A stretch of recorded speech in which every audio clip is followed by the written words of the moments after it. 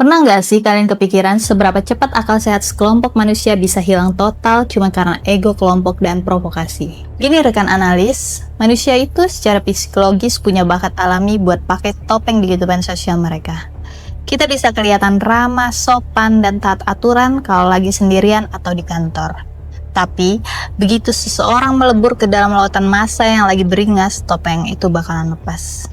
Tanggung jawab moral pribadinya mendadak blank, lenyap, dan yang tersisa cuma insting primitif untuk merusak. Hari ini kita bakal membedah sebuah hari Jumat yang harusnya berjalan kusuk, tenang, dan penuh doa. Tapi ironisnya, cuma dalam hitungan jam, kota itu berubah total jadi panggung anarki paling berdarah di akhir era Orde Baru.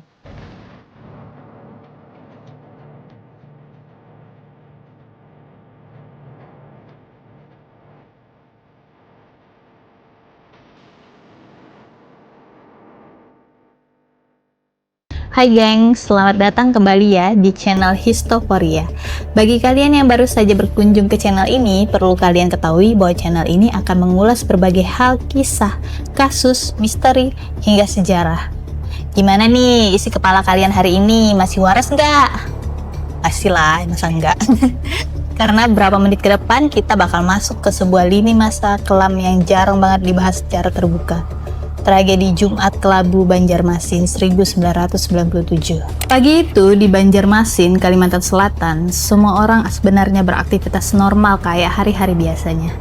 Gak ada yang tahu kalau mereka sebenarnya lagi berjalan menuju ke sebuah petaka sejarah. Nah, hari itu kebetulan bertepatan dengan hari terakhir putaran kampanye pemilu tahun 1997. Dan sesuai aturan main di masa Orde Baru, hari pamungkas itu adalah jatah panggung kampanye raksasa bagi partai penguasa kala itu, yaitu Golkar. Banjarmasin sendiri secara sosiologis dikenal sebagai kota yang sangat religius.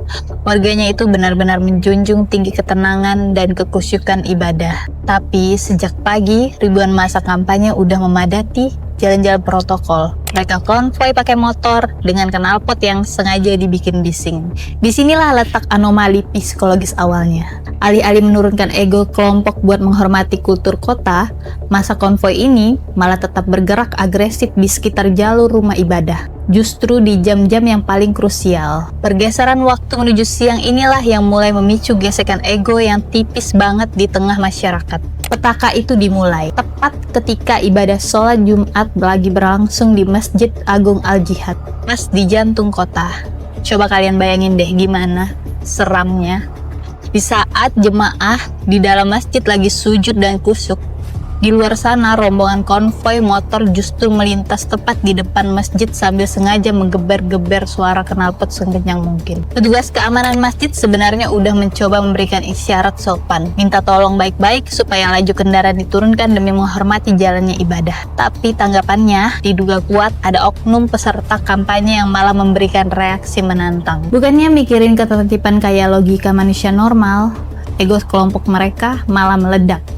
Respon menantang itu seketika memicu amarah spontan dari warga yang baru selesai sholat. Dan gesekan fisik skala kecil di depan masjid ini menyebar lewat mulut ke mulut cuma dalam hitungan menit.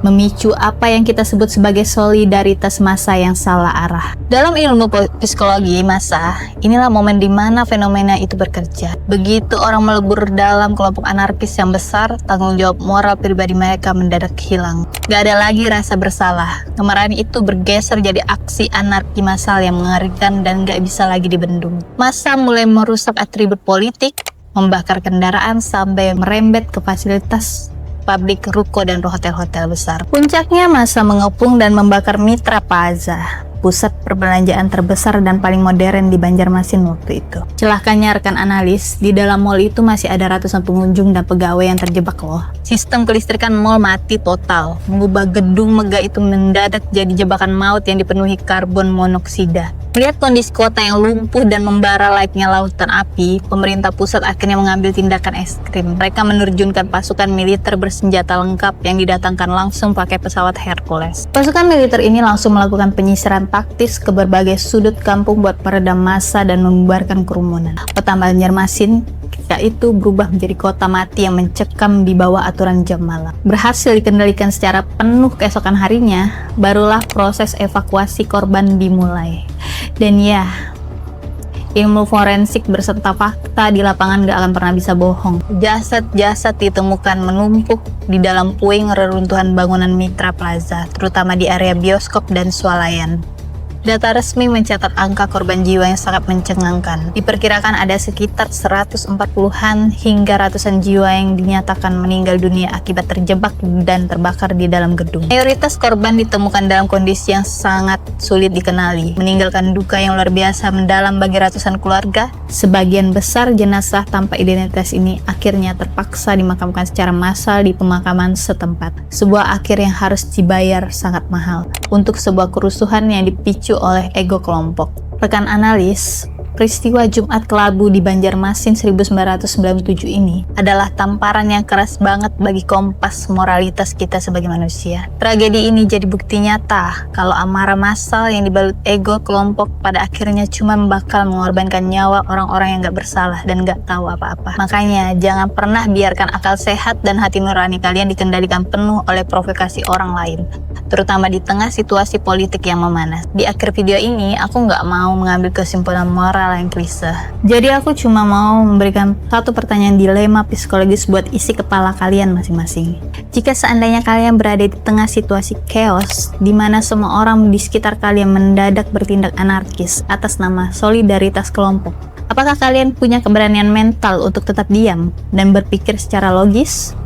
Atau kalian bakal ikut terseret arus massa cuma demi rasa aman kelompok? Oke, tulis pilihan logis dan pendapat kritis kalian di kolom komentar bawah. Aku pengen tahu seberapa kuat prinsip isi kepala kalian. Aku pamit dulu ya. Tetap jaga kesehatan mental, tetap berpikir kritis, dan selalu waspada dengan lingkungan sekitar kalian. Bye-bye.